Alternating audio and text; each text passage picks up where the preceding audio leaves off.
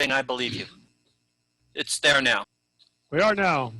So, quick recap. September was an outstanding month for FORTH. We had 4 weekends of FORTH activities. On September 1 to 3 was a FORTH 2020 standards meeting centered in Europe. From the 4th to the 6th was a Euro FORTH meeting, which was users group and technical presentations. September 19th was a FORTH 2020 Facebook users meeting. And then finally today on the 26th, we're having the Silicon Valley FORTH meeting. One thing I discovered was that there are 3 very active Facebook pages. The FORTH for the 21st Century has 780 Okay, I'm on it. subscribers. The FORTH 2020 users group has 320, and the FORTH Programming Early Systems has 815. So roughly there's around 1,500 FORTH enthusiasts out there, and I raised for consideration in the future trying to link them together to possibly have one monthly meeting where everybody comes together. The time zones present particular problems, so that's really a very open topic. The EuroFORTH people did a pretty good job on it. It meant the meeting started in California time about 6 in the morning and ran till about noon, but it had the best accommodation for time zones around the world. The EuroFORTH meeting normally rotates around Europe, and this year it was supposed to be in Rome. So they kept joking about this with the Rome meeting. So they plan next year to be in Rome. They have the advantage over there that the travel is sufficiently effective that it's unattractive from us to try to get over there, but you know, within the Europe community, they have super mobility plus very good public transportation. So the EuroFORTH group had about 40 people attending. I'll very briefly touch on the program. It went 3 days long. Each day was about 4 to 5 hours. So overall, they had about 20, 25 hours of program material. It was all at a fairly high level. Some was applications, a fair amount of it was at the systems level. The theme underlying is a move toward 64-bit force.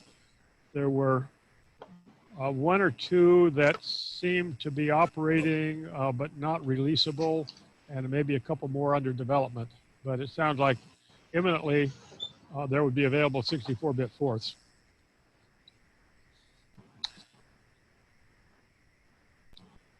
The talks were well presented, very formal. Most had, they all had extended graphics, PowerPoint presentation slides.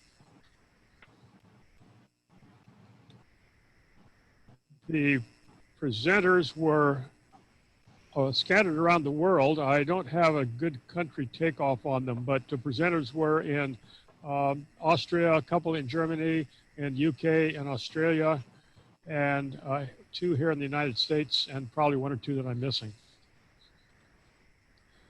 The FORTH 2020 meeting was really flavorful. It ran about 4 hours.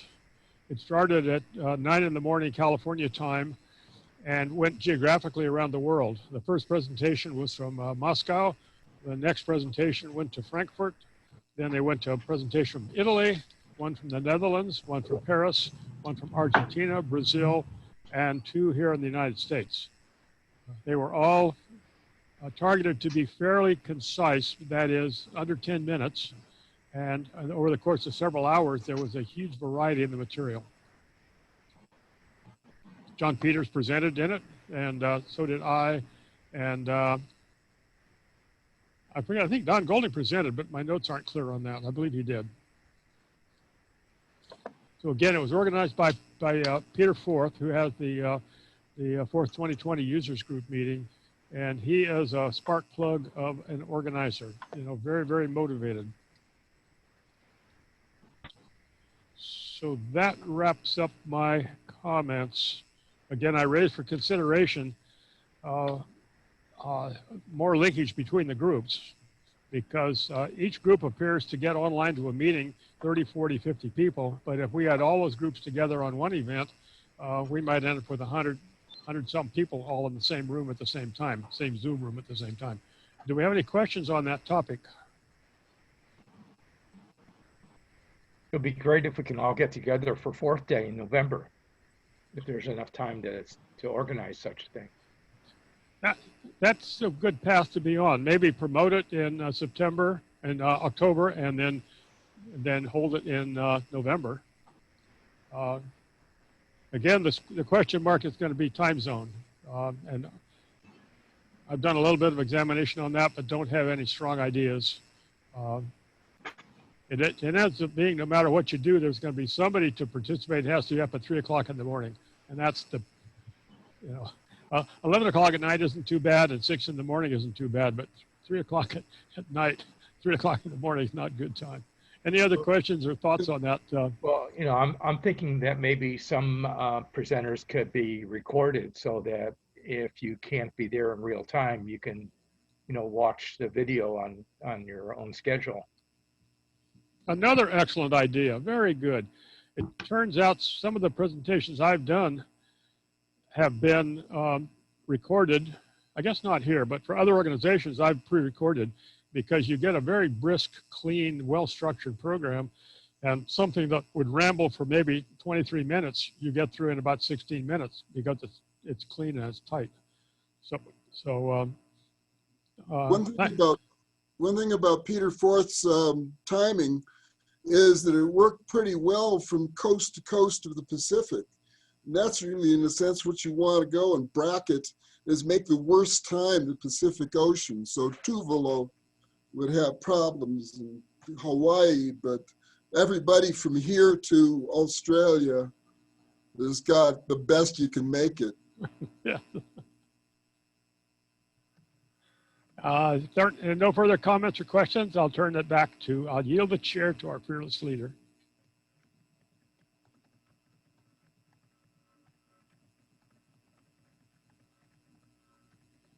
I was waiting for George to speak up. I don't think he's here. I'm just the program chairman. Anyway, it's like herding cats sometimes. I wanted to mention that Andreas Wagner, who was our archivist and bookseller for quite some time,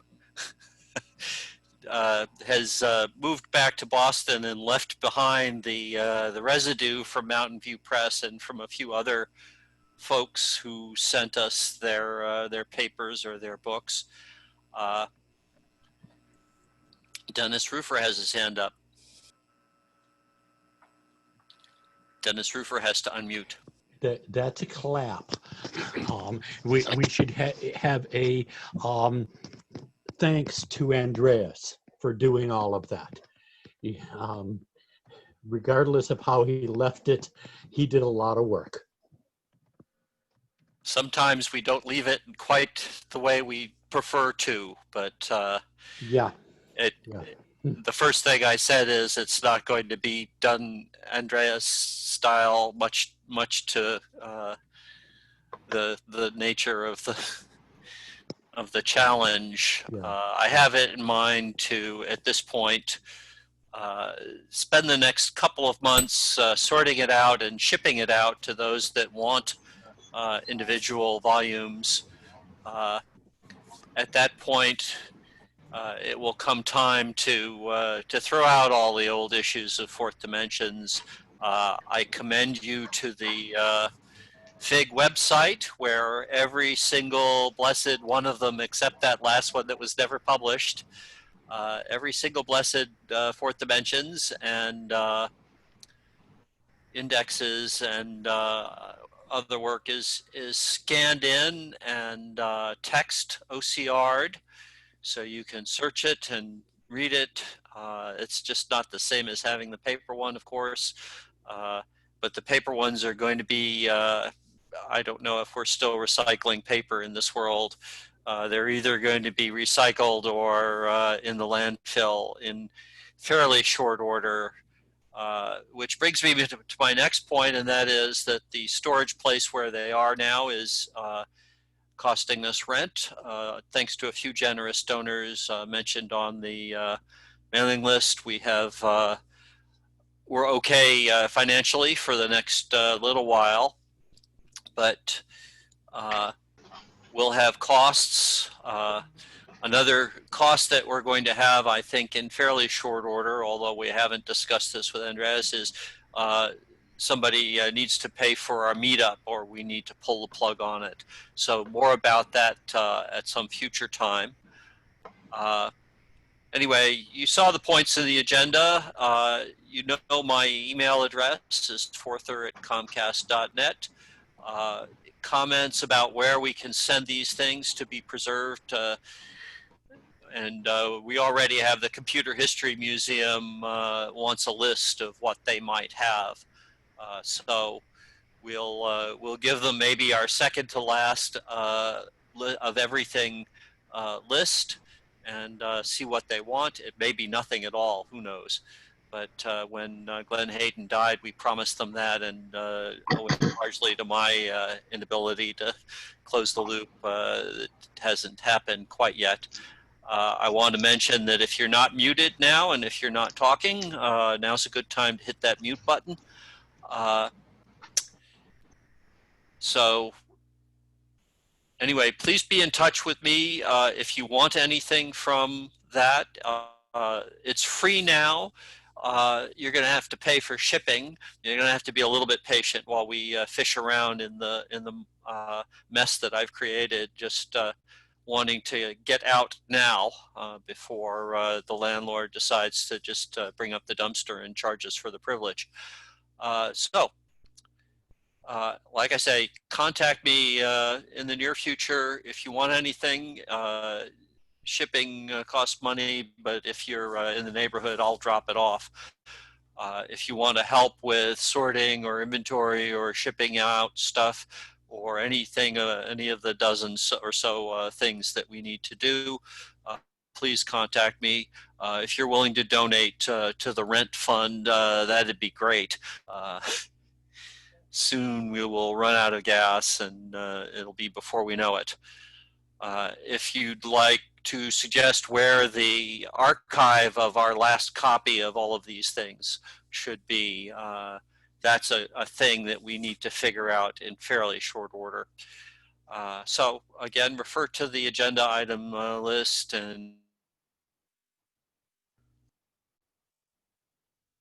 we'll see how that goes. I think next on our agenda is Dr. Ting, who I see is ready to go. So thank you for your kind attention.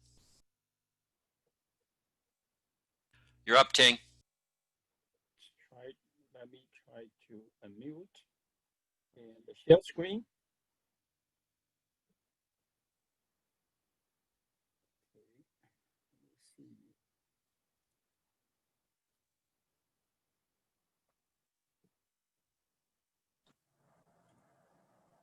We did hear you, Dr. Ting. Please share computer sound. And let me see, I need to get my computer up. Okay, let me just have this one. Share. Okay, let me see. Anybody seeing anything? We see your Zoom screen. Oh, there you go. Okay, there it is. That's my slideshow. Everybody see it? It's perfect, absolutely perfect. Okay, good. Okay, so this is the continuation of my study on the COVID-19 mutants. Okay, I have talked about it over the past month, many months. Okay, let me see what's there. Okay, this Wuhan coronavirus was first named SARS-CoV-2 and COVID-19, and then, according to Mr. Trump, China virus. The pandemic now claimed 204,000 of lives in the US and almost 1 million in the world as of today. Okay, over the month, I have looked up the gene bank for the gene sequence for this virus. And the latest one is last couple of days, I downloaded 16,000 sequences from the data bank. So I have all the data, and I did the analysis and tried to find all the mutations in all these sequences. And the latest count is 150,000 point mutations. And of these many point mutations, almost 10,000 of them are unique point mutations. So, you know, I don't want to go through the details. I just want to show you some of the results. Okay, this is the table that I've sorted all the mutations and list them according to the counts, how many times they occurred in all of these sequences. So you can see the first one at the location 23, 4, 40, and 3, which occurred 13,000 times. And this is the most prevalent mutation, which I call CV2. And CV1 is an earlier, but now seems to have died out. I call it CV1, and the mutation, the first mutation is at 28344, and the occurrence, as you can see, it is only some kind of 1900. Okay, so the CV2 is dominating all the mutations. Okay, so I have identified 3 mutations so far, and CV1, CV2, and CV3. Now it seems that most of the COVID-19 viruses is of the CV2 mutant. And of the 13,000 point mutations in the CV2 mutant, they can be further diversified into CV21, CV22, CV23, and CV24. And so it shows that this virus is still mutating.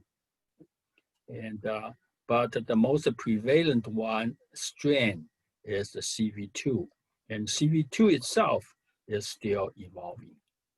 This is a very, very strange virus. Okay, and I just wish those vaccine manufacturers good luck to deal with this virus, which is still mutating. And so right now I have detected 150,000 point mutations in 16,000 viruses, each with 30K nucleotide. So it's very hard to summarize them and to talk about them. But lately I found a good way to present them, and I will show you this beautiful graph. So this is the point mutation graph. You can see on the y-axis, that's 30,000 nucleotides. And on the x-axis, it's 15,000 sequences, okay? And you can see lines in the graph, and these are the persistent mutants. And you can see these long lines are mostly associated with CV2. And on the right hand, I just try to to mark out the genes. So at the bottom, it starts with the OEF1A and OEF1B. And so this is the biggest protein sequence, which basically encode RNA polymerase. And then the S protein, which is now very famous, everybody's talking about this S protein, which is the spike protein. And then there's some smaller proteins, which I don't really understand, and I'm not qualified to talk about it. But you can see that these proteins are mutated, okay? So they are still changing. And this is all I can show you. But I think it is in the graph form, it shows you exactly what happened with this virus over time. Okay, and I will just give you a few, two demos, and I want to show you the point mutations in this in an Excel table. And this is where I do the analysis. And of course, the point mutation in the matplotlib pie plot, which I've shown you. But I want to go to the pie plot graph, and with tools that you can zoom in various different locations and see the details of the mutation. Okay, let me see. So the most important thing here is that, you know, COVID-19 is a totally unnecessary pandemic. Vitamin C can cure it, but nobody is paying attention. So infected people can be cured with intravenous infusion of vitamin C, which is 20 grams of sodium ascorbate at the beginning of the symptom. And after the injection, the fever will recede, and the person can be just get out of the hospital almost immediately. But if you are not in a hospital, there's no infusion facility, you can still take 10 grams of vitamin C every day to protect yourself from infection. And if unfortunately you get infected, you take 10 grams of vitamin C every 4 hours until diarrhea. And that would get you out of the infection in 3 days. All right, let me go to my, I want to show you the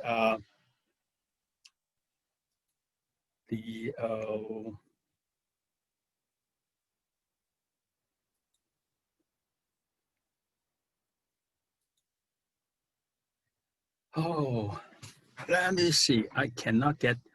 Oh well. Oh, let me see. How do I get the other?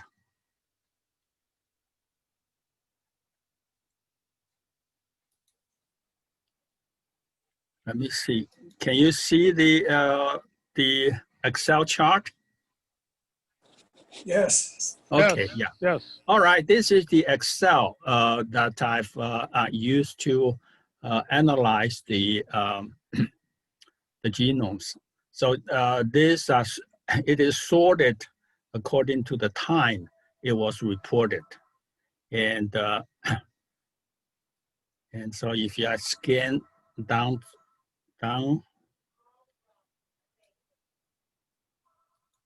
okay, now see there's almost 15,000 of them. So I've just colorized the various mutants. Okay, so this is what they look like. Okay, And now let me show you the graph. Okay, this is the pie plot. And if I can, I want to show you this because I can blow it up and you can see things in detail.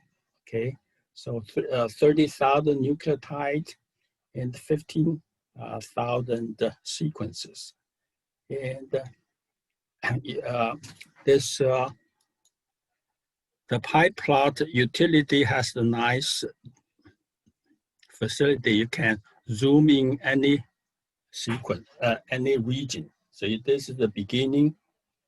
In the early days, you see this CV2 start to appear, and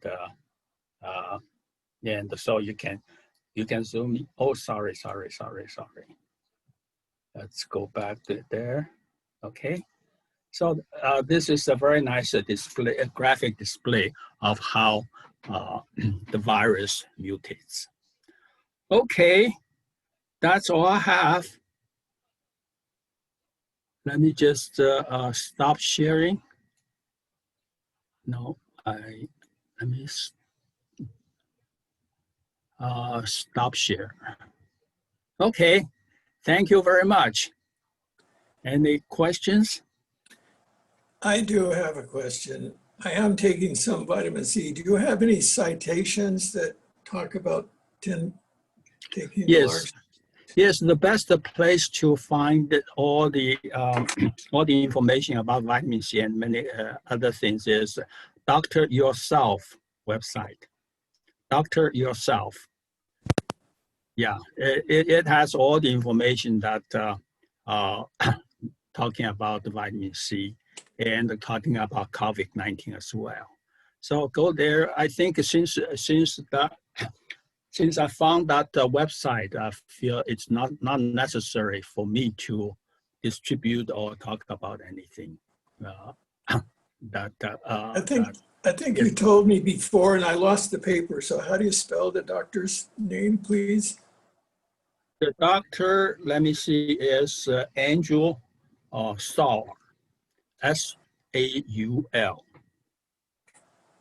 But his website is Doctor Yourself. So just now I get it. Yeah, just Google Doctor Yourself, and you'll find him. Okay. Thank you. All right. So just take enough vitamin C, you will get through this pandemic with no problem.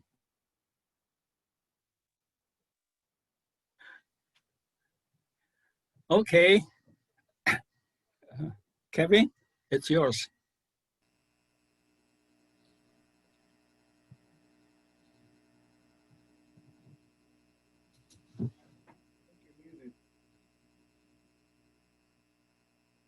Yeah, Kevin, you need to unmute yourself.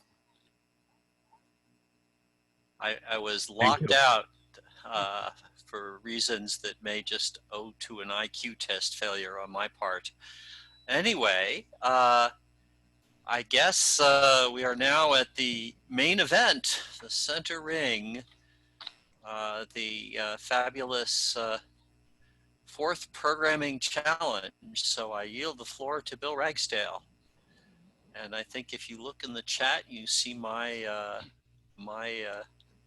entry into the alphabet letter print. You assume that .quote works in immediate mode, but I can use .paren if it doesn't conform to that requirement. All right, we'll now begin the fourth challenge.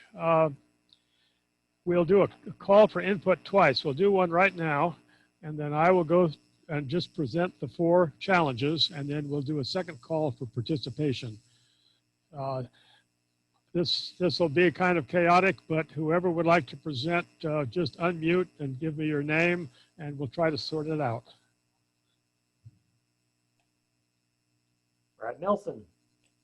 Brad Nelson, very good. Joel Sprintz. Say again, please. Joel Sprintz. Good, thank you. Trick. Oh, you're Strick, right? Yep, that's me. Yeah, good.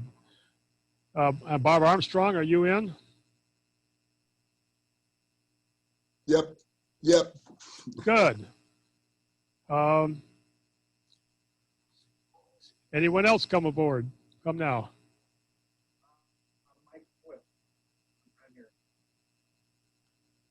I see Mike's lip moving, but his audio is so low I can't hear it. Oh, Mike Swift, SWIFT. You still need much more audio. But are you into the programming challenge? If so, wave your hand or nod your head. No. Okay, that's a no. All right, anyone else? Come now. Yes. Adam, was that a yes? My name. Yes, that's a yes. I'm sorry about the video. My computer's just too slow. Very good. Also, as introduction, this is a challenge with no rules. In other words, anybody, any computer language, you can critique, you can comment, you can present. The goal on this is to build on Zoom's interactivity, and we'd like to get as many people involved as we can. So I'll now switch to screen mode, and I'll review the problems, challenges, and then we'll again review for any participations. So here we go on a screen share.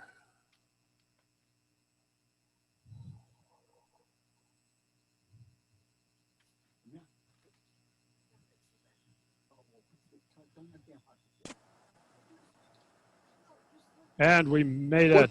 我听到你讲话，我以为你在听电话。没有，那个是Gary。我不知道啊，我以为你在听电话了，所以我就算了。We want to restrict this. No domestic disputes allowed on the fourth day. Okay. All right. Here's our 4 challenge questions. First was to print the alphabet with alternating case. That is A little b, big C, little d, all the way down to Z. And several methods would be good. I mean, there's many ways to do this. So all are invited. The second one is to print a table headed by from the numbers 240 to 249 across, 170 to 179 down, and at each intersection present the greatest common divisor. It's a classic problem. We'll talk about that later. So you should have a grid of all those GCD values.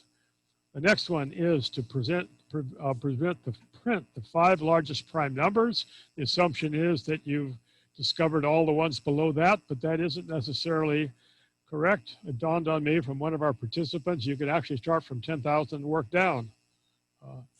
And then finally, using any method that you have, terminal characters, numerical values, graphics plot, whatever, display the integers in a graphic form from 1 to 10. It shows their exponential relationship, and it's something you can do nicely with integer arithmetic.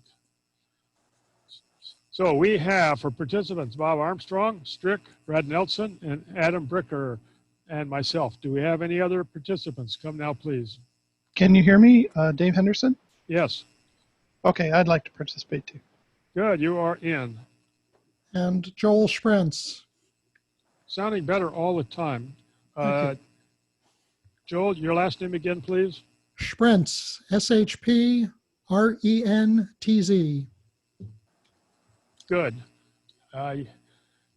We are having a great turnout today. Any further participants? Come now. That is great. I will turn off my screen share, and now you best at all go to speaker view, and we'll turn the floor over to Bob Armstrong, our first participant. Okay, I actually sort of was thinking, because without question, my solutions are most radical. I was thinking of doing a wrap up. I hadn't thought, but in any case, one of the things I'll go, this is cozy here, which think everybody knows, well, you'll see is all in open fourth. But one of the things is I'm going to skip down to, I now have, let me come over here on Cozy, and I'm now doing a blog, and actually I included on my blog on the 2nd my answer and so forth for the challenge, which is the most APL-ish of the challenges with the greatest common divisor. And I'm going to sort of more or less skip that, but make one point that I didn't think about until afterwards. The entire code to make the 4th greatest common divisor function into a Cozy list function is just that. So it's rather easy to, if you will, take your code or 4th verbs and turn them into APL level words. But what I'm going to do is, just the other day, actually,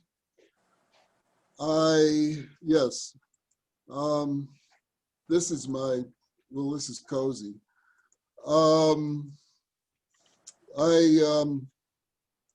The question on the alphabets, well, that was the first one I figured I'd do.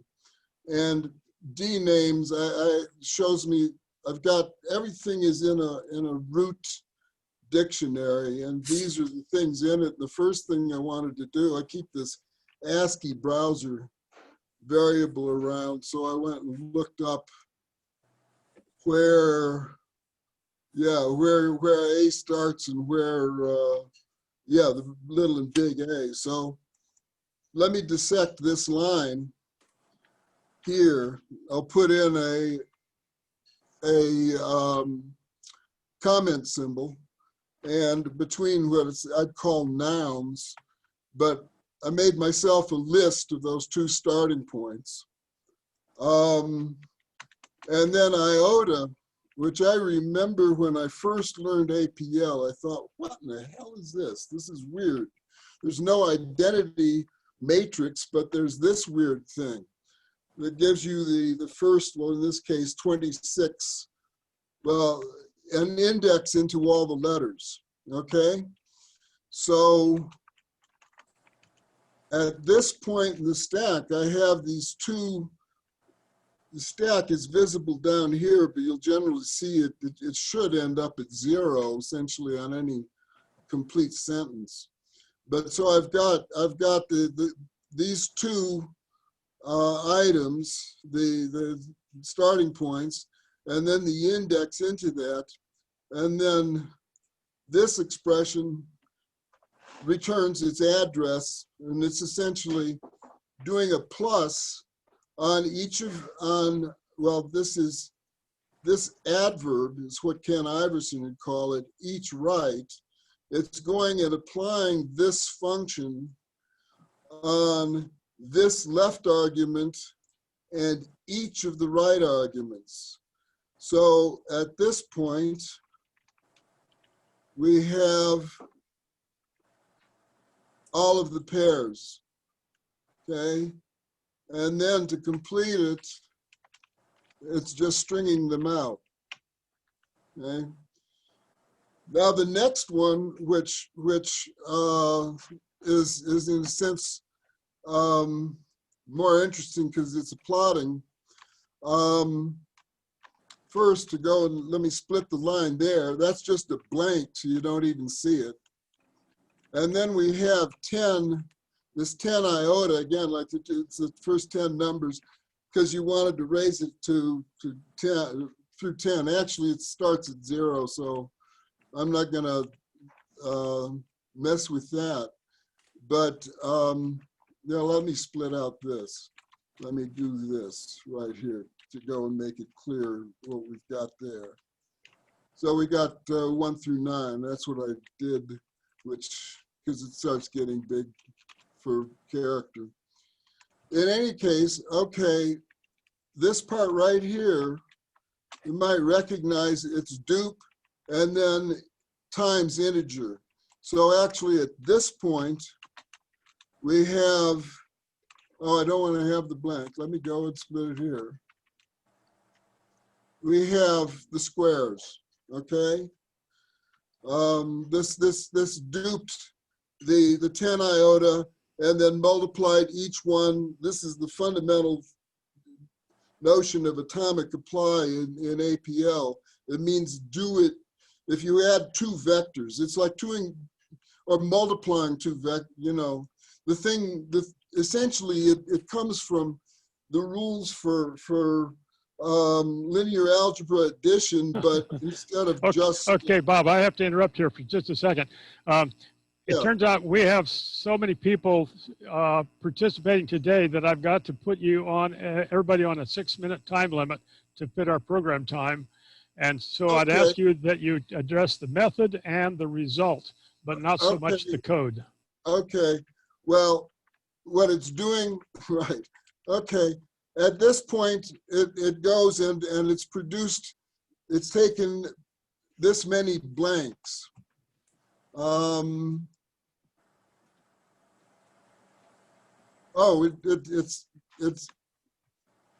Anyway, that line goes and makes my map. But it's this many blanks, and then with this dot added to the end. But I wanted, you can't flip that or anything, so I'll just go and demo what I did essentially the other day. There, I've taken all of those squared them and saved them as sort of my list of data. And then this line, all of this is on, goes and produces, okay, this is the rectangle that I need to go and plot it. So this makes that rectangle, which is now, I filled it with dots instead of spaces so you can see it. And then this line goes and in that array, it inserted the dots at all of those points. And just to go ahead and show that in another window, I can look like that. But one of the things is now I have an object that I can flip. And for that matter, using a brilliant word from Arthur Whitney, I can actually spread it out, and I flipped it and reversed it here. So that's my demo. Okay. Great, very good, thank you. And I love the chart on the right where now we're seeing the exponential curve. Perfect. Well, but one of the things is I've just created a very general purpose plot function, which I've never had before in COSY. So that's the general nature of it, and also that's the general length of any definition in COSY. Beautiful. Okay, now we'll move on to Strick, and you've got about 6 minutes. So method and result. Take it away, Strick. Hey there, unmuting myself now and hitting the share screen. And this looks different after I updated my thing yesterday, but here we go, my Zoom yesterday, share. All right, do you see a purple screen with some white writing? I assume You're good, it's working. Okay, thank you. So I did all the problems, and it was a lot of fun. And the first one I did, I guess, was greatest common divisor, and I think that's my worst code. No, this is not the worst code. The worst code is one that was one gigantic function, but basically we've got Euclid's famous algorithm there.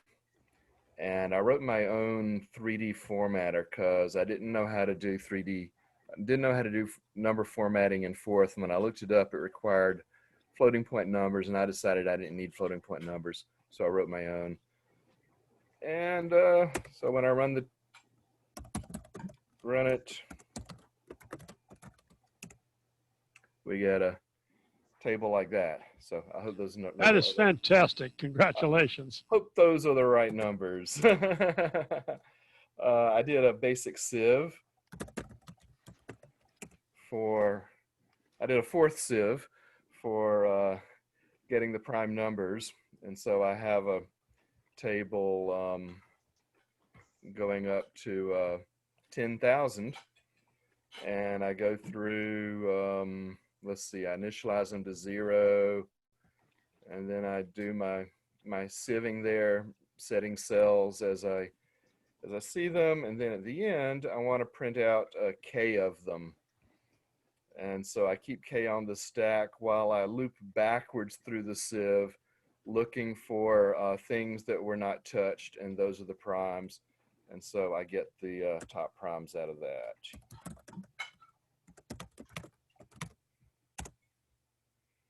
And it prints them in backwards order because it's looking from the back to the front and counting up to 5. I'm going to show you my square graph because I rather like it.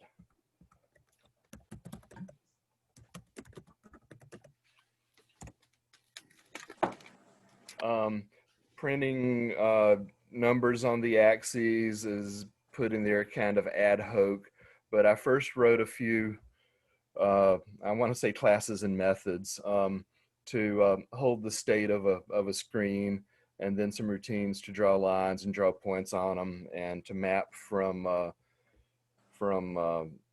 logical to physical coordinates. And I actually did everything in millis. So like where that point there that's 5,1, it's actually 5,000, 1,000 in my thing. So I did it kind of a fixed point with 3 extra digits.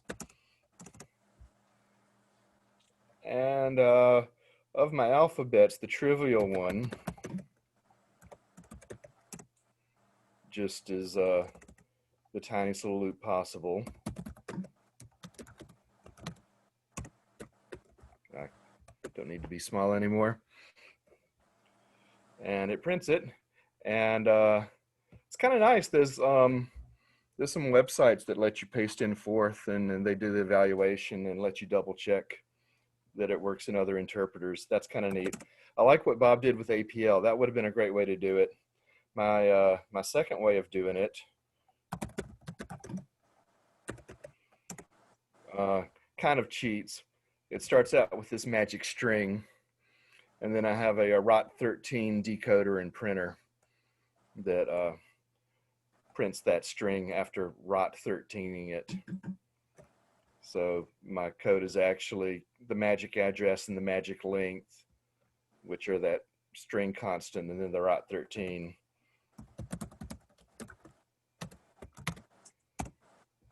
And it gets it. And now my most interesting one. Instead of using APL, I decided to use, let's see, I get a little smaller, yeah. I decided to use this other language whose first name is the word brain and second name starts with the letter F. And it's kind of a famous esoteric language, but it's really kind of perfect for tasks just like this. And so my fourth word program is defined with this other programming language's tokens, and then I execute the program at the end. Well, in order to do this, I'm going to redefine 3 of 4th's words that I'm using, plus, minus, and dot. And so I save them in some other definition with braces around them. And then I define the 7 of the 8 characters that I use from this other programming language, minus, plus, dot, less than, greater than, open square, and close square. And the open square and close square is the most interesting because I had to learn how to use immediate and postpone in order to put begin, while, and repeat into my definitions. But when I execute it, 1 minute. we get it. And over here, I kind of show this first line put 65 in the first cell on the tape. This line is the easiest one to understand. It adds another 13 to the tape. And this one puts 98 in the third position on the tape. And then the way the loop works, we're starting in the middle at the 13. We move left, so we're at the first position, the 65. We emit character 65 and increment the 65 twice. We move to the middle, move to the right, print character, emit character 98, increment twice, move back to the middle. And then we decrement that 13 in the middle, and this loop keeps executing until that's down to 0. So that's how we get out, is by keeping that counter in the middle. So that's what I have to do. I'll yield the floor. That's a great job. I particularly like the last one because I looked at that and scratched my head, and I'm still scratching, but really creative. All righty, we are right on schedule now. 6 minutes for Adam Bricker. Please go. Also, if you could tell us what fourth you're using, that'd be great. And if you're not speaking like John Peters, you should mute.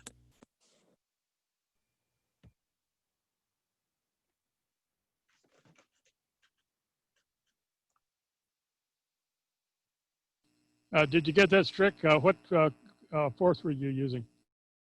That was G4th, and this is a 64-bit Linux Ubuntu, just the most standard distribution. G4th from the GNU project. And Bob, were you using Cozy?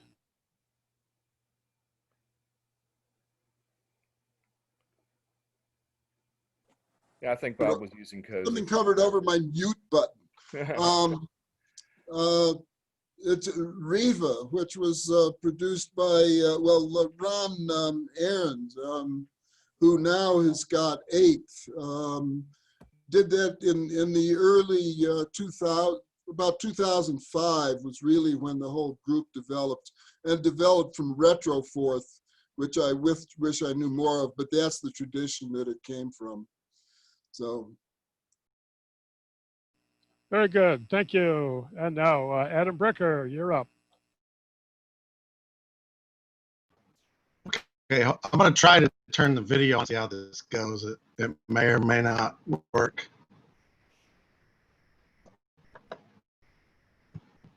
Let me take this.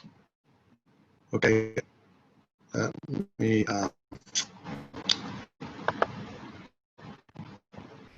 How do I send my video out? There was a button for that and I lost it. Can you screen or not? You should share screen. There's a green button at the center bottom.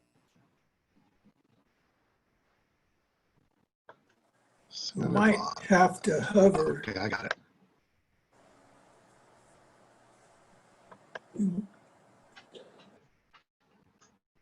Okay. I'm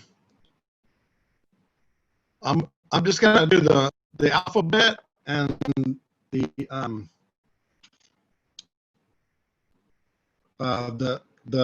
square function because I didn't finish the other two. I couldn't get them debugged in time. So, Adam, have you hit the stop video button on the left because we lost? We only see your name. Oh, and maybe because my screen is. Oh, I see. I got to click share.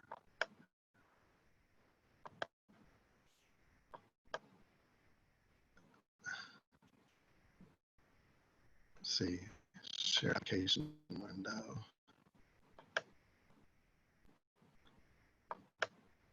Okay, now can you see my alphabet program? Now we got you. Timer starting. Okay, my first method is just the brute force method that Chuck Morrow would probably use. Just basically just print out the alphabet to the screen, alternate case, using .quote. My second method, I store the constants A and Z. I could have used error for that. I didn't even think about that until right before we started. But anyway, so I have the constant for A and constant for uppercase Z. And then I have a function switch to switch case, switch to lowercase. So Adam, I Adam, can either switch to lowercase. Adam, could you move back from your Yeah. microphone a little bit? I think you're a little bit loud. Try moving back a little bit. Oh, okay. Okay, so switch either does switch to lowercase or it doesn't switch to lowercase. So it's basically doing a mathematical function to determine whether it's going to switch to lowercase or not. So on the, I believe it's the even numbers, it switches to the lowercase. And then I have the word PHA, which is part of alphabet. That's how I named the three methods. So I do a loop from Z to A. Well, actually from A to Z. A is on top of the loop. And I get I, and then I decide whether to switch or not, and then I do an emit and loop.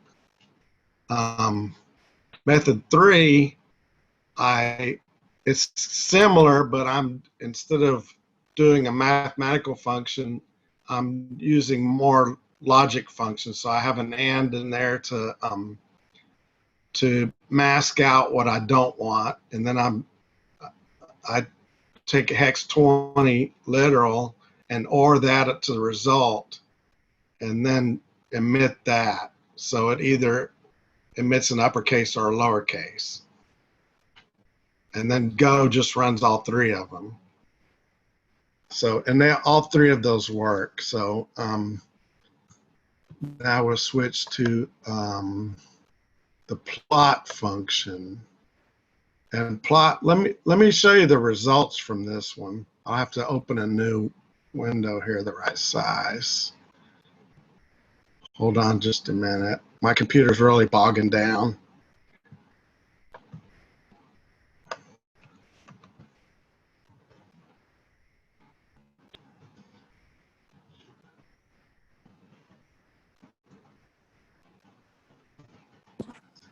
Three minutes.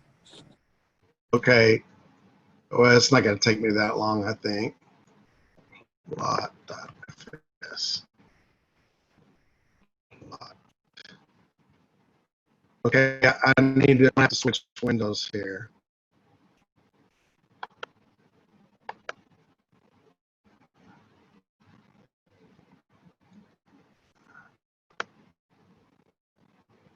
Share screen, app window. Okay, you should be able to see my plot window now. Beautiful, beautiful. Okay, so that's my end result. Now let me show you the code that got there. I can get fancy with axes and all that. I just ran out of time, but anyway. So let me switch the window again.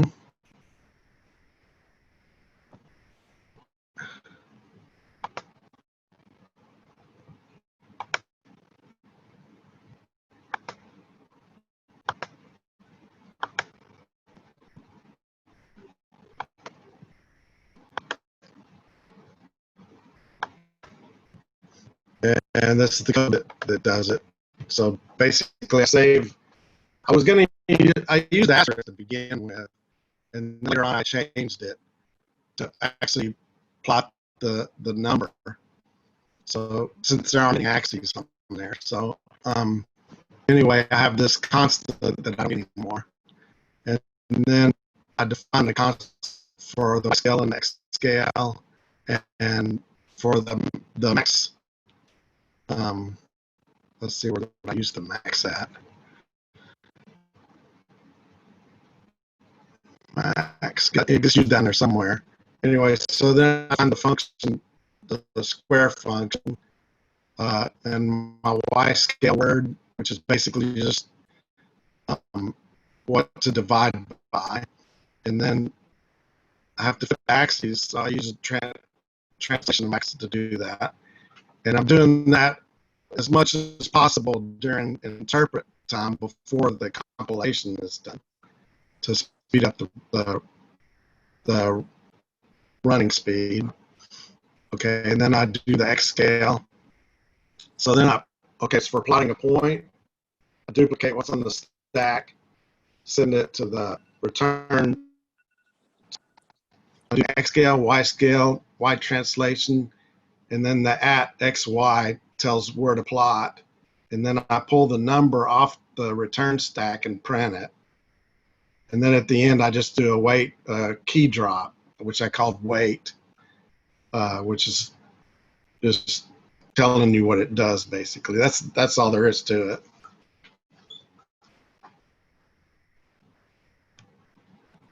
Okay, did you wrap up? Is that it? Yeah, that's it. The other two I didn't finish. I couldn't get them working yet. Good. Very good. Absolutely super. We're all learning from this exercise, and next time we'll have more time and fewer challenges. Hate to rush everybody along. Okay, next up is David Henderson, please. Right, can you see me okay? And I'll share my screen. You're on the screen, good. Okay. My screen now. Yeah. Okay. Here's the, I use a thing called REPL.it. Can you see that okay? You see the REPL.it web browser page? Yeah, screen is perfect. Okay, great, thank you. So REPL.it is really nice. I use it in my Python group for folks who just want to write Python without installing anything. They also have a fourth that's pretty good. I've used it to write a lot of Jupyter Ace programs. It's better than using the Jupyter Ace keyboard. And so anyway, here's the one that prints out the prime table. And I'll start at the bottom here. So I have a thing to I populate the Sieve, I guess. Use the algorithm to do that. It's just on Wikipedia, and it was pretty easy to do. And you just cross out all the multiples, and you start from 2 and go up, and cross out all multiples. And sorry, I'll stop here. And then walk through and mark which is a prime number and which is not a prime number. And then when that's all built, I just merely have to walk backwards through it here and print out the 5 primes that was part of the challenge. So I'll run it right here, and hopefully it'll work.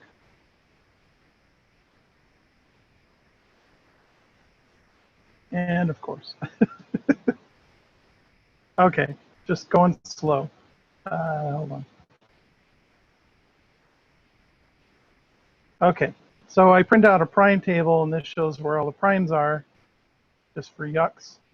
And here's the largest prime numbers down below. So anyway, that was the first challenge, or that was the first challenge I showed. Second one was all the different array methods. So all the different methods for printing out the A through Z, and put that in.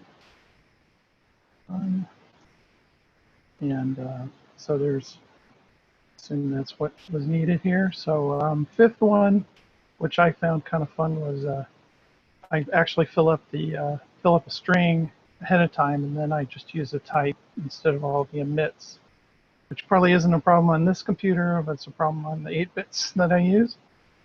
And second one is I figured out how, and maybe there's better ways to do this, but how to be able to just put Z and A in instead of looking up the ASCII code for it. So it's an easier, more readable program.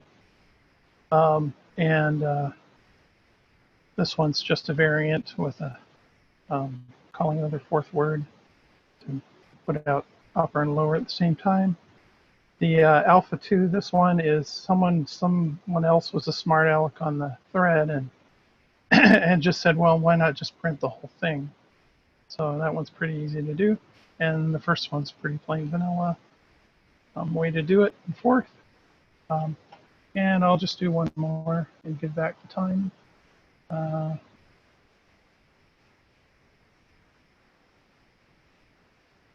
GCD table. Here.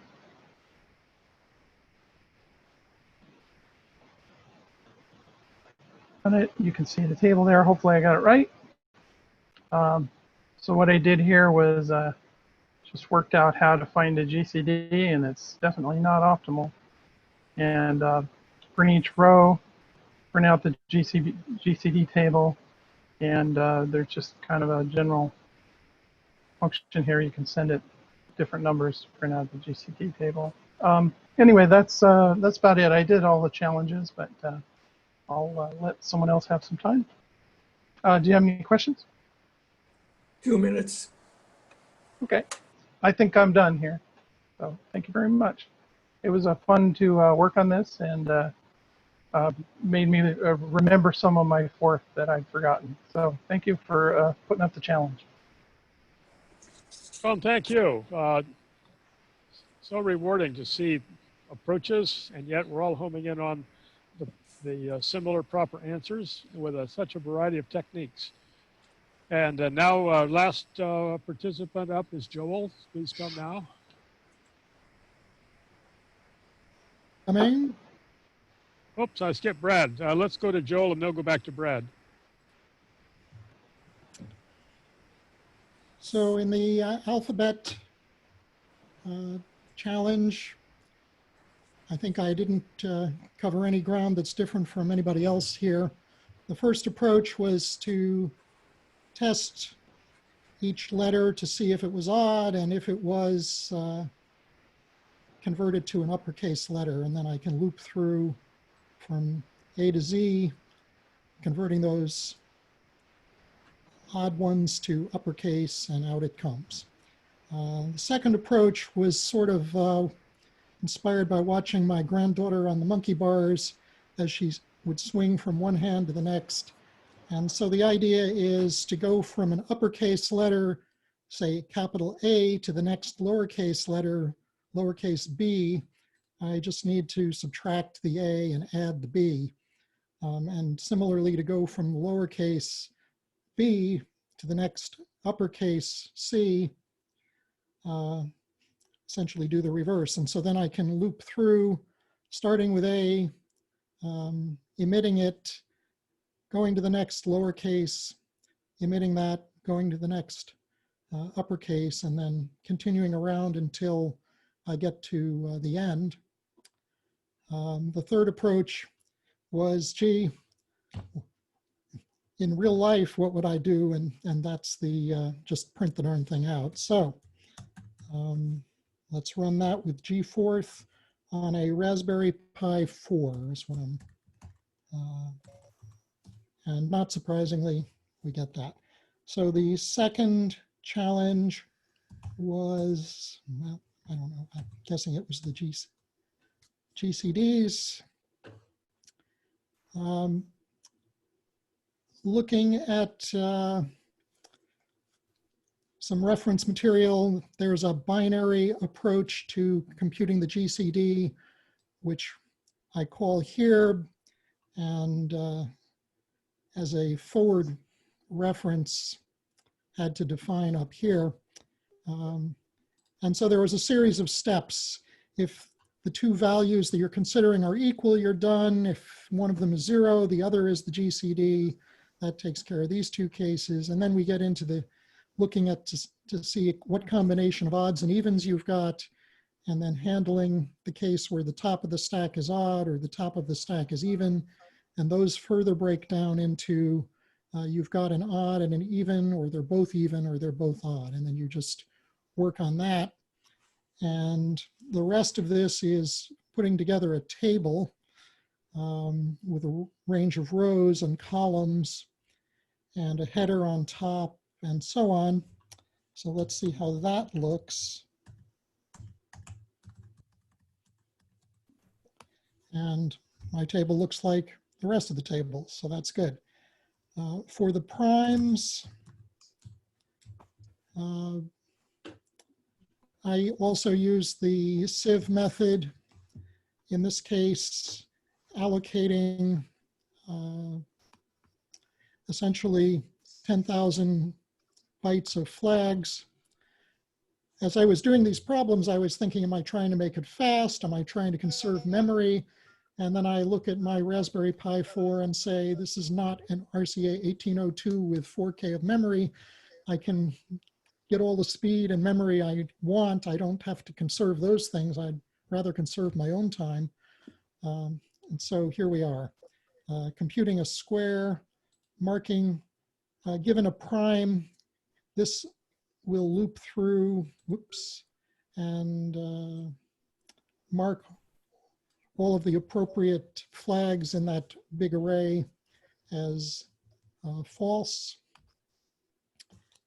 And to find the next prime, I can scan through the sieve until I find a flag that's not zero. I'm sorry, that is zero. That means it hasn't been discarded in this case. The next higher prime and the next lower prime get used. One is used to fill up the sieve and the other is used to work backwards from the top to find the top 5. 90 seconds left, 90 seconds. 90 seconds, thank you. The sieve is done when the square of a prime is greater than that 10,000, and then we fill it up and go. So let's take a look at that. And there they are. And the final one, the squares.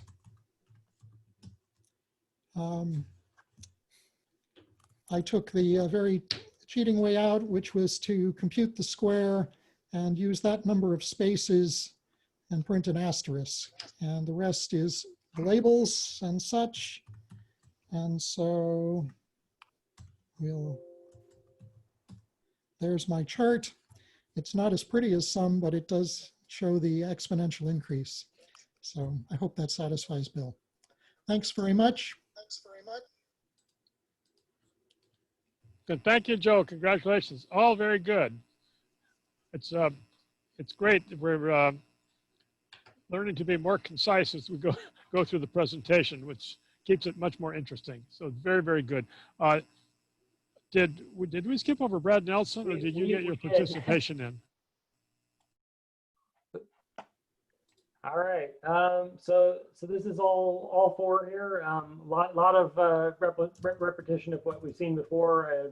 For my 3 versions of the letters, I in one case did sort of the straightforward iterative thing. I did one that's recursive, and then I did one where I'm keeping the capital and the lowercase on the stack and selecting the appropriate one depending on where you're at. For the greatest common divisor, I've got the greatest common divisor here as a one-liner, and then the rest of this is to generate the chart around it. I used the traditional formatting words, but I built in a version that's able to print with leading spaces, in contrast to the pound sign, which would do a leading 0 to make the chart look the way that I wanted. With the graph, I did the simple, much like the last one, I did the sort of simple vertical one using some number of repetitions of a star to plot the graph and then put the number at the end. For the primes, I did a sort of a one-liner for primality check, and then a word that prints a prime and then counts down to the next prime, and then just use it 5 times. And then I've formatted them all with some anti-escape codes to color it and display it sort of in one, all in one set of output, so that you get that. That's fantastic. That Very is nice, really Brad. good. Alrighty. And And I also had the fun of realizing that my reading comprehension was not so great because in the middle of the others presenting, I'm like, oh, wait a minute, I was supposed to alternate every other letter and continue to progress through the alphabet, whereas I had A, B, B, you know, up and down, and realized, oh, that's not quite right. So That was fast. indeed. It's close enough. Brad, did you mention what fourth you were using? G4.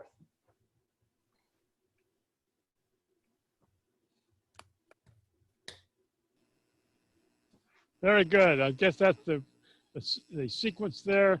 I did say this is not a competition, but if it was, Brad would win the prize for brevity and clarity. Great congratulations for you, Brad. And are there any other people who would like to present now? Last call. Very good. Then it's my turn. So hold on while I do a screen share.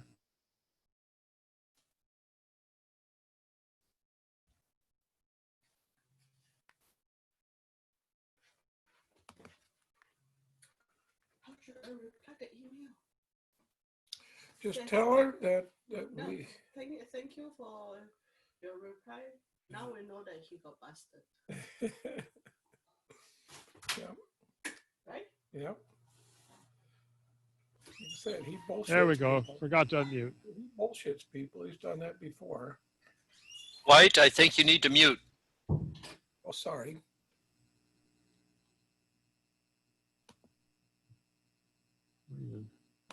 My microphone does. Oh, there it is. There we go. Many approaches, solutions. We've seen them. Quite ingenious. So here's my my solutions for the three. We've already seen them: the alternating alphabet, the GCD table, the largest primes, and the squares table. And I'll go through them similarly here.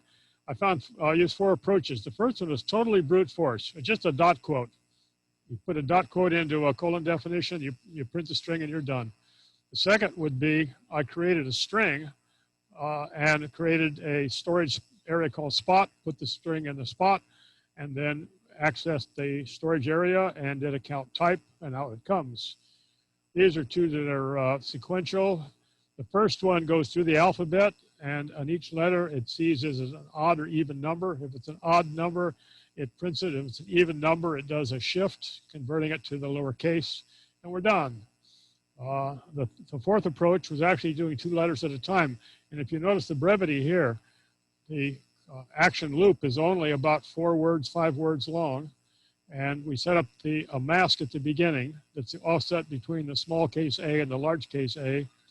Set up the loop, run through the alphabet, and take the first letter, print it as is, take the alternate letter after it, and apply the mask.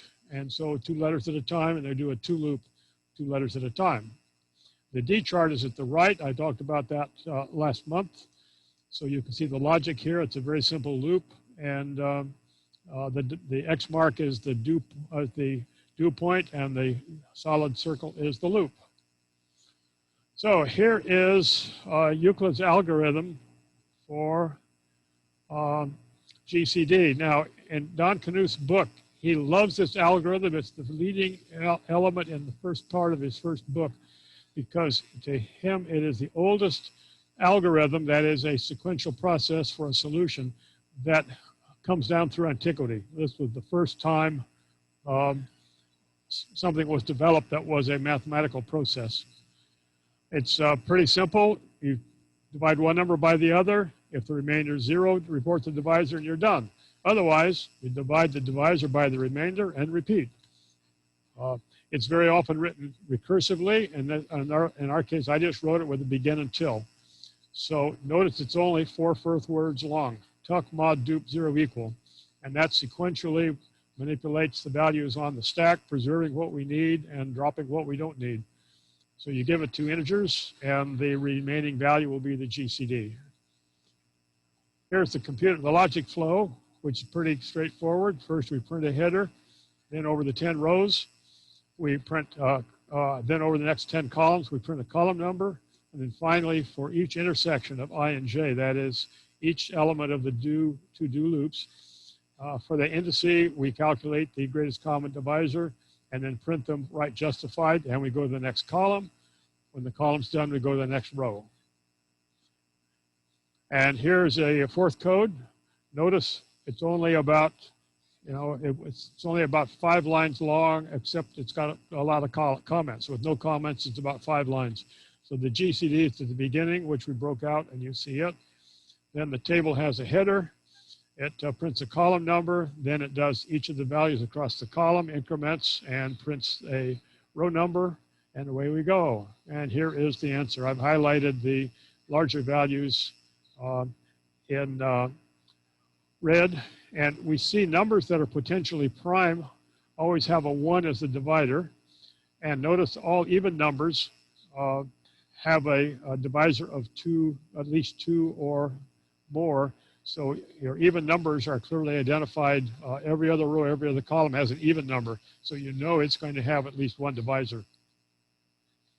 So our by decades, we've seen that before. We will go to the process, and it works similarly over all the rows, over all the columns. We take the column number and square it. So for example, if we're in column 7, we square that for 49. And then the logic says, am I in row 49? If I am, the square of 7 and I'm in row 49, then print it. If it doesn't match, you print a dot. So this sequentially goes across each row, testing the squares. After 10 tests, it's got the whole table done, and we print it this way. The top definition is the footer, which just prints the integers across the bottom from 1 to 10. And the entire program is on run 4, which has the 2 loops, the row loop, a column loop. Then we square the number. We test to see if it fits a decade. If it does, print it, and not, we are done. And again, we see the output. Now, regarding primes, I am not a mathematician. I just play one on TV. I did no research on this. I did it off the top of my head.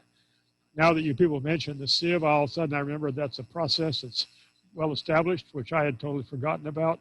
And so I just made this up as I went along. I just thought and did. So the first step is we know all even numbers greater than 2 are not prime, so we don't have to test even numbers. Numbers greater than 5 ending in 5 or 0 are not prime. They're eliminated. Numbers below 13 are special cases. The odd thing here is, or the unusual thing is, that the only odd prime below 13 is the number 9.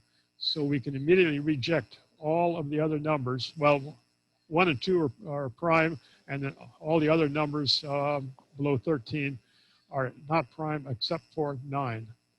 30 seconds, 30. Say again. 30 seconds. No, I got all the time I want because I'm the last speaker. Okay, but I don't mean to be piggy about it. Anyway, we're close. So numbers below 13 are special cases. And then finally, a proper way is to only use divisors that are prime. But in doing so, I have to maintain a list of all of the primes and then access them and pick out a value and test. So I did this brute force. I wanted to do timed improvement. I wanted to do it first, brute force, hammer through, and then find what sequential steps I could make to make it better. So we're going to see the brute force method, which has some amazing consequences. So I come to the conclusion that prime searches are a game of tricks and optimization, at least in the brute force method. So that's the method I use from odd targets from 13 up. This is the inner loop. This is where the work is done. This is the inner loop that makes a division each time. And you try to find how can you optimize between arithmetic and control structure. So what I came up with was searching over a decade. We divide by a number of 3. That is 3, 13, 23, 33, 43, and so on. And then 4 numbers higher than that, 6 numbers, and 8 numbers. So the integer value on the right would either be 3, 7, 9, or 1. And upon each division, if the remainder is 0, this procedure exits with a true flag. So it goes by a loop of sequence of 10, 10, 10, 10. Here's how the code is written in pseudocode. We set up a flag at the beginning, and then here's a key thing. We only have to test n over 2 plus 1 divisors. So if we're going for 10,000, we only have to search over the numbers up to 5,001 because there will be no divisors above that. So we only have to search half the space below any target number. So we set up a flag, we set up index values, we do the division, we loop, loop, loop, come back, and each number comes out. I have a 5-element stack, so I throw the last number on the stack, discard the prior, just preserve the last 5 numbers. This is the fourth code. So this is what we try to optimize. The essence of the loop is this sequence that's over I, 4 plus mod 0 equal, and that's where the work is done. If this were, you know, a true project, that would be written in code. You know, that little sequence right there of the over I, 4 plus mod 0 equal if would all be written in machine code. And so here are the results. I've got the same answers we all did. Over 10,000 integers, I found 1,229 primes, and the last 5 are listed. And notice it took me 0.8 of a second. So I say, for a reasonable number of primes, like 10,000, hammer it out, brute force, 0.8 of a second. Now it gets interesting. To do 100,000 integers, the elapsed time was 2 minutes, 15 seconds. So that says, oh, it's about 100 times slower. So I went up 1 order of magnitude in primes, and my search time went up 100 to 1. Not content to leave well enough alone, I then tried it for 1 million, from primes from 1 to 1 million. The top 5 are shown there at the bottom. Notice, though, my time went to 1 hour, 32 minutes. So again, the time increment went up by 100. That means if I were to try to go to 10 million, it looked like it would take about 5 days. So now we run into the practicality of prime number searches. Trying to find the primes under 100 million would take about 5 days using very simple brute force methods.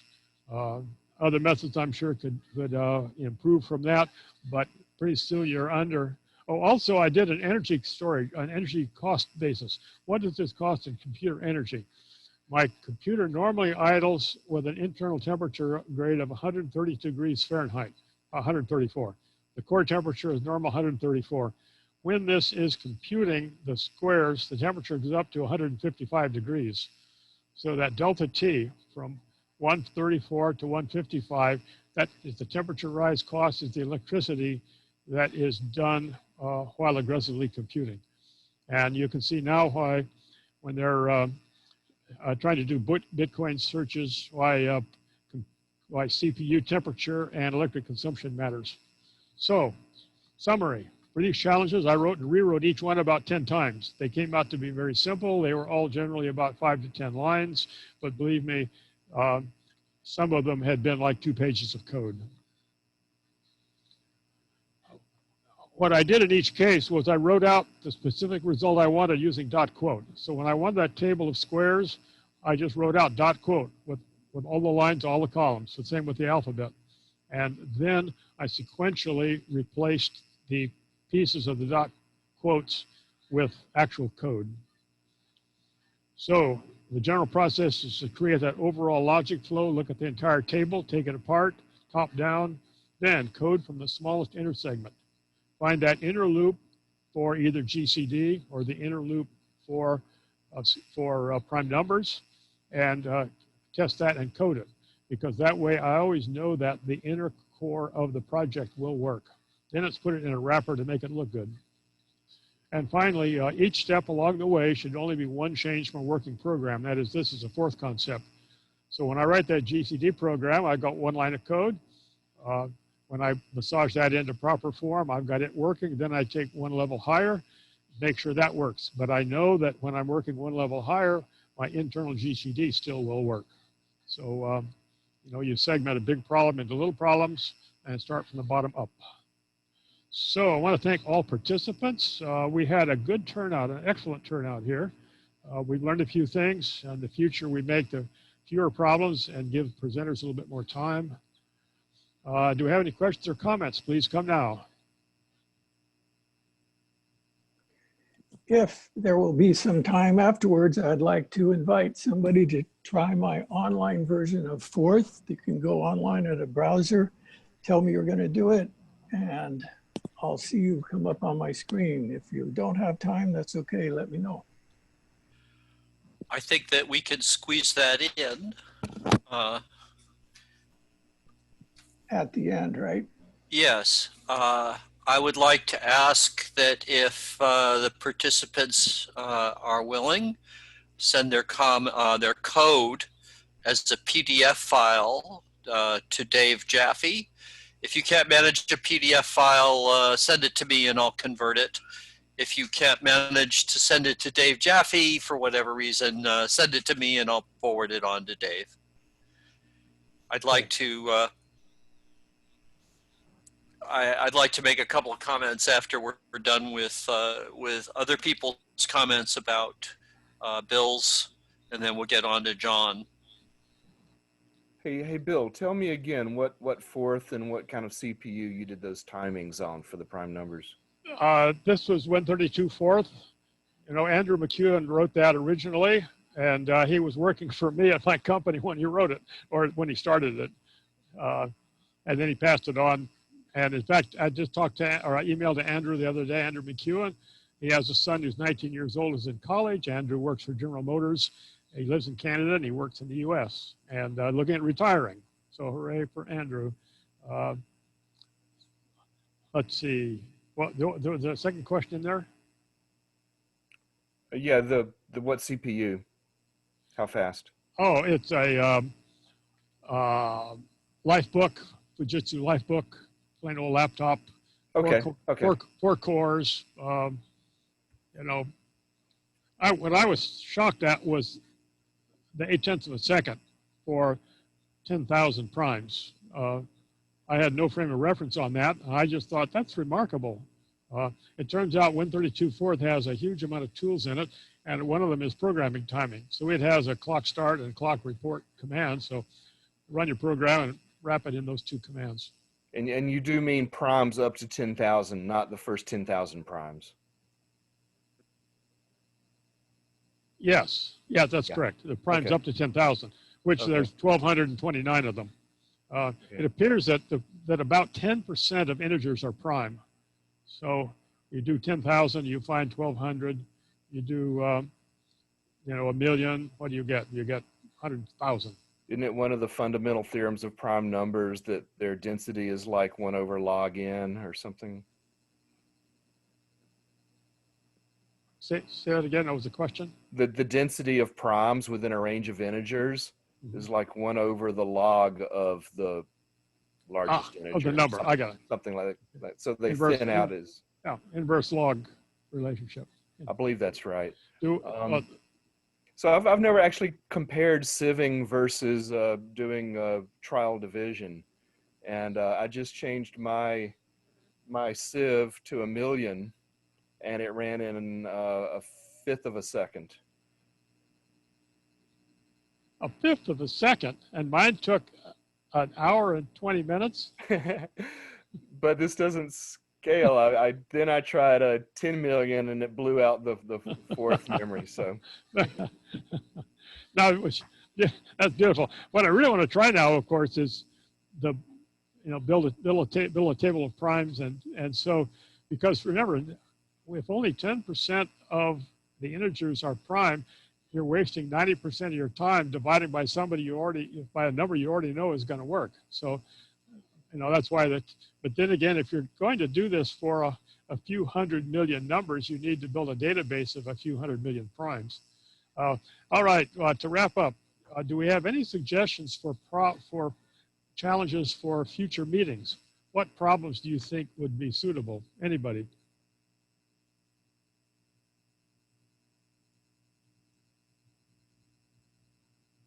we're stunned into silence. No problem. That's no problem at all. So I will wrap things up and appreciate your kind participation today. It was a very good response. Really was heartening. And we'll go back to Kevin now. Wrap up. So I noticed that Dave Jaffe has posted his email address on the group chat for those of you that didn't have it. I'd like to mention that Fourth Day is coming up, and I guess the foremost thing on my mind is to be sure that everybody is aware that it will be a Zoom meeting this time. We don't want to expose folks to COVID, and it turns out that we would probably have to find some facility at which to do a live in-person activity. So the biggest thing to worry about right now with regard to Fourth Day is rounding up presenters. So if you would like to present, please contact me. If you, yes, Dave Jaffe, I see your text is Fourth Day is the third Saturday in November.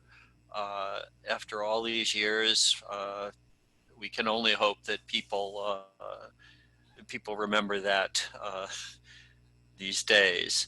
But anyway, if you want to present, please contact me. I'm very grateful for all the presenters we've had over the years. Hopefully we can round up some of those folks and some of you folks as well. The only other thing I had to mention was that Bowman's Arduino HDMI interface shield, the Dazzler, is now available from a group funding site. If you're not on the list, you didn't see that traffic. If you go to YouTube and just Arduino and Dazzler will probably get you the demo promotional video, and from there you can go buy one and look at Bowman's stuff. Why am I blathering about this? Darn, there's a F1 4th core on that board, and Bowman's 4th for it, and it's a 4th-based product. In fact, right off the top of my head, it is the only 4th-based product that I can think of off the top of my head that is available now. So I want one, and I can't think of anything I would do with it. So I'll be buying one in fairly short order as soon as I make sure I've got enough money left over from the Mountain View Press book extravaganza. We do have our email list. You're more than welcome to join us. Some of the stuff is blather. Some of my stuff is blather that I post. So you can always shut off the input and either get a little summary once a month, or get no summary and just look at the archive when you feel like it. Some of our colleagues choose that as the best way to read the email list, and we can't contact them immediately with the email list, but it's nice that they're reading about us occasionally. So if you can't reach George, you can send an email to me and I'll forward it to George. I think George has been otherwise engaged or communication-wise challenged lately. Okay. So I think that at this point, I'll head it over to John Peters. Okay. I'm looking for a volunteer, someone who can open Chrome, share it with us, and enter the URL that's on the top of the chat window. Do we have a volunteer? You can all go so far as getting Chrome open, and then only one person can share, I guess. I can do it. Who is that? Brad Nelson. Okay, You go ahead and so bring up Chrome and then share it. all right. Okay, so do you see the, I think I might have the wrong link here. No. Let me get the right link from the chat. I've already failed here. well, you're not in bare Chrome, you're in some program. Hmm? Just want you to be in Chrome, not any particular fourth showing up. Yeah, no, I think I loaded an earlier, somebody had pasted an earlier thing from the chat, so I've got the wrong, now I'm having trouble checking the chat back up. If I can manage to, let's see. Where's the chat? How do I get to the chat? Here we go. That's not showing the chat. Oh, here it is. Let's see. If you pasted the link in, could you paste the link in there again? I'm not seeing. Dave put it up just now. It should be on the top. Oh, here we go. There we go. How's that? There we go. Just hit enter or something.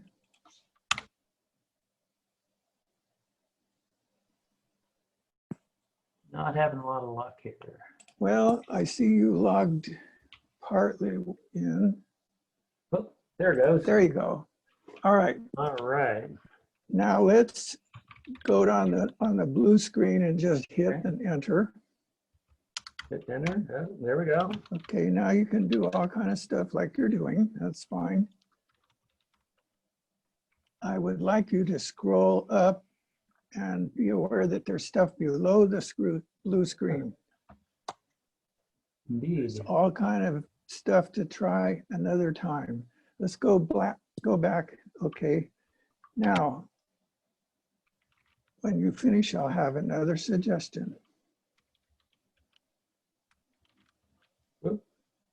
Okay, copy all that code, all 4 lines into the clipboard, and put them up in the top screen up there. Now let's give it a file name, anything that ends in .f, such as your name or whatever. Save it, load it. All right. Okay. Looks like it ran it there. Now, if you would be so kind in the blue screen to type your name and it'll give an error. Yeah. Okay, it's supposed to show up over here, but it didn't. So that's, oh yeah. Well, let's see, Skybeam has signed in now. It does take more than one user, but I think it might not give you full attention. So there it is, guys. You can now, we have set a timer. Sometimes it crashes, sometimes people crash it on purpose. It doesn't matter because every hour on the hour, it does an automatic reset. Okay, anybody? So there you go. Let's see if we can, if I can see everybody that's still here. You can either do some more, you might as well. I managed to short it by hitting reload, unfortunately. Let's see. I don't know why you shouldn't have to reload. It's waiting for you. It accepted somebody. Maybe somebody else has signed on. Has anybody else signed on? No. Yeah, I did. So I just signed off again. I'm sorry. Yeah, I have. Well, it's supposed to take 2 people. Try your reload now, or maybe. I had to reload once. So the point I'm making here is that you guys in the middle, and well, let's say you're at a friend's house and you're telling them about Fourth. You don't have to get out a disk and ask them, are you afraid of viruses? You don't have to download anything. You just go to Chrome, if you save that URL, and you can play with it. You can make files and save the files. Now, somebody else is, let's see, we're waiting for somebody now. Yes, I'm having trouble getting back in. I suspect I'm fighting to get in the door. Something's up there. Oh, Why don't you? Okay. There it goes. Finally, now I can. Let me see if it. So you. I was able to reload. That's nice. And then, all right. Now, why don't you go to the where you are and type the letter? Well, we better not go there. Let's type SESEE. No, single two. There you go, and then SEE. Go ahead. That's fine. Now spell CC correctly. Oh, very nice. Yes, it is, and that's thanks to Dudley Ackerman, who's with us today. I tell him or ask him or confer with him, can we do this? And he goes, well, that'd be pretty hard. But then the next day we go, I understand you're telling me so-and-so is pretty hard. And he goes, well, I was thinking about it. Either tells me I already did it or he says, we can do it. And so we share sessions with Zoom, with VNC, so we can both see what's going on. How about is there anyone else who would like to try this, or anyone who can say what you should, I mean, all of Win32 Fourth is available, every one of those words. And I do want to suggest that in Fourth, sometimes people say, how come we don't have libraries? And I want to submit to you that the underlying system underneath Win32 Fourth is Windows. And you have all those things that you can call and use and all that stuff. And Win32 Fourth itself is so, people say it's fat. No, it's just like a library. It's all in there. If you know how to use View. Now, whoever's online, let's try one more thing. Are you still there? Yeah. In the blue screen, can you go down to the blue screen and okay. Let's type. I typed C test and that might have angered it. I think I might have to. Dare I hit reload, or is there some other way to get unstuck? There you go. Oh, there it goes. No, it just was slow. No, I lost. Oh yeah. Hey Brad. Think a minute. Hey Brad, try loading strict-sieve.f. ICK dash sieve, I before E, SIEVE. Oh, sieve like that, yeah. Yeah, but you need a dash. dash. The dash, right? Strict-sieve. All right. Okay, and now in the blue you can execute top dash primes.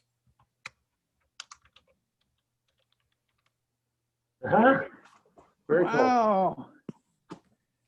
Now, also, you can take any code from your other screen or whatever, copy it into the clipboard and put it in here and save it, whatever you want to do. Now, I'm hoping that somebody will say, well, how come you don't do this? And how come you don't do that? And we'll see if we can do it. You might, let's see, Dudley, what's that word that shows you go through a lot of convolutions. You have to have basically two versions of things like, well, we can look at it. If you see the word VV in the blue screen, are you still here? C VV? Yeah.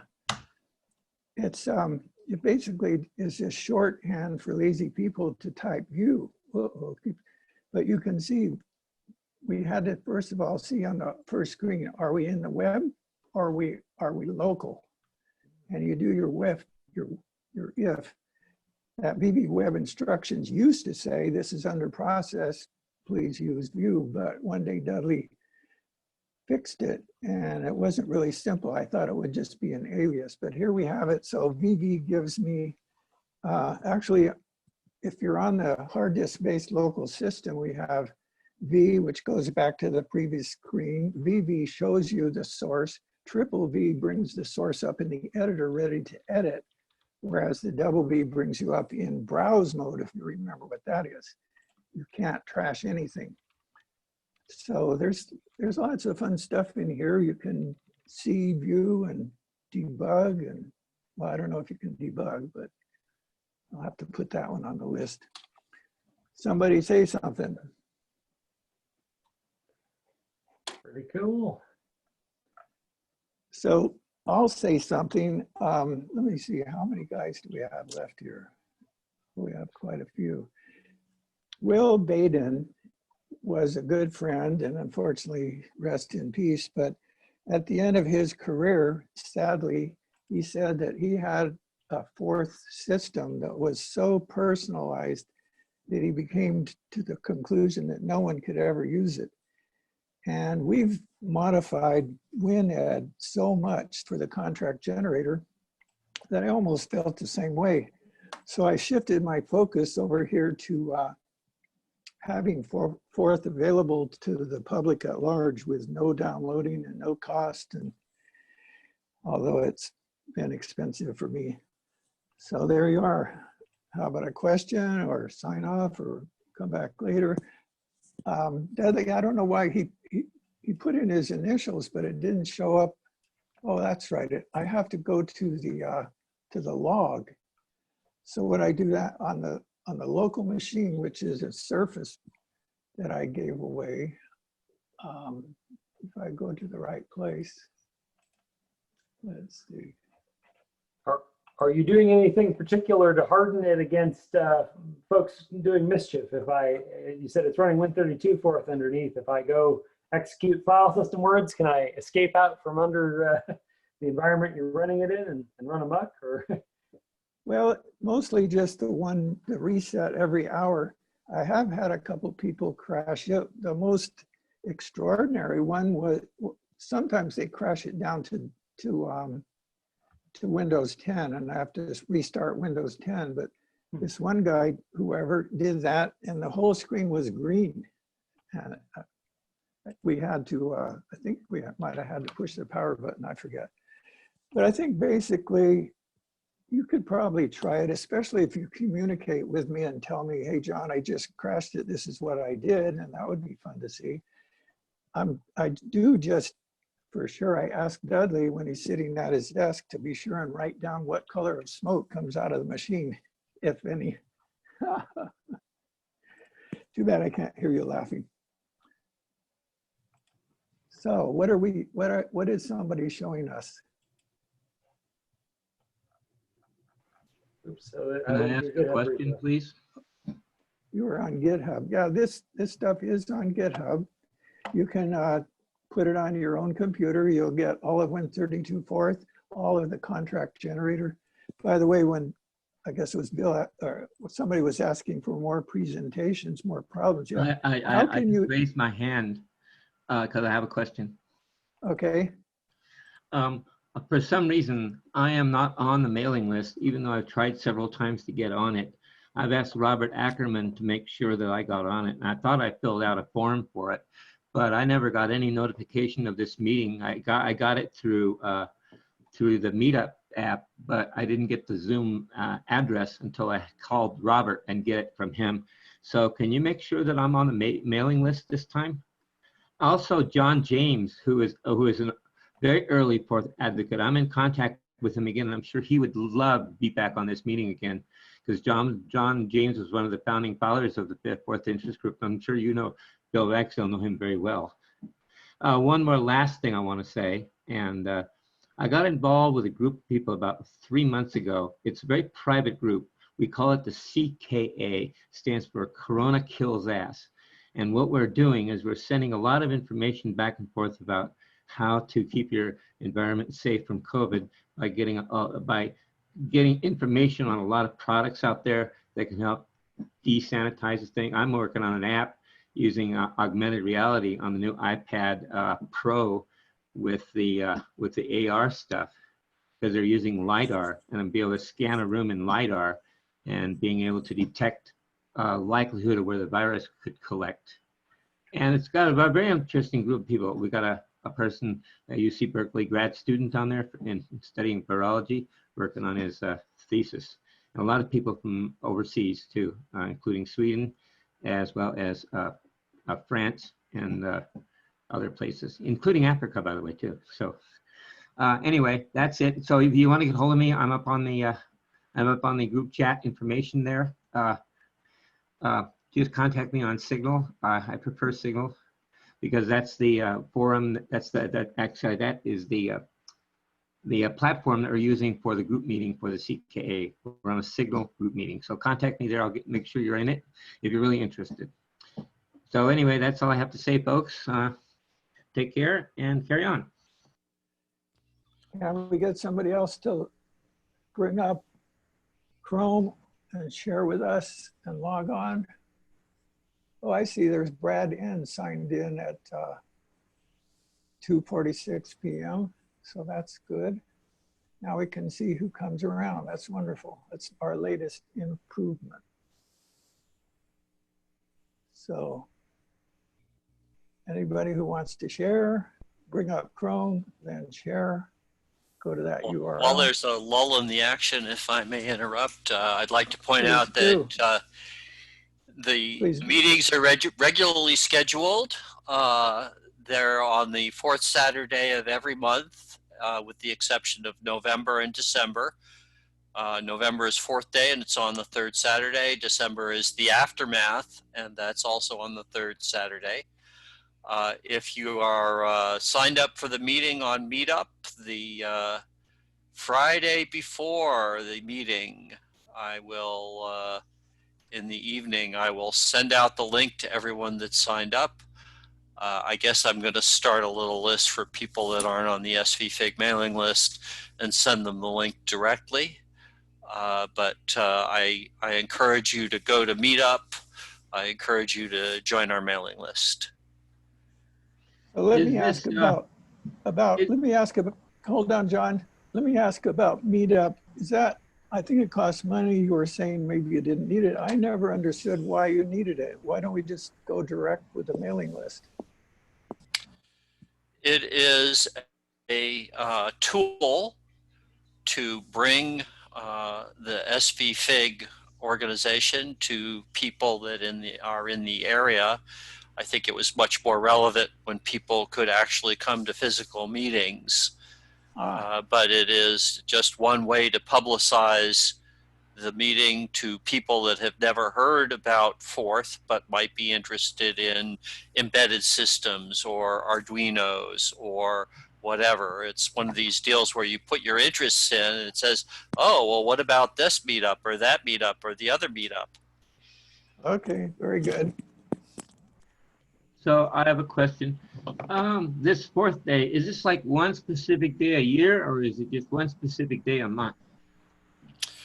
The SVFIG meeting is once a month on the fourth Saturday, except for November and December. Fourth day is once a year, and it's a little more of a big deal. The presentations are shorter. The presentations are presented in what date? What date? I have no clue. It's on the third Saturday of November. It's the 21st this year, according to Dave Jaffe. So it's the 21st of November? Yes. Got it.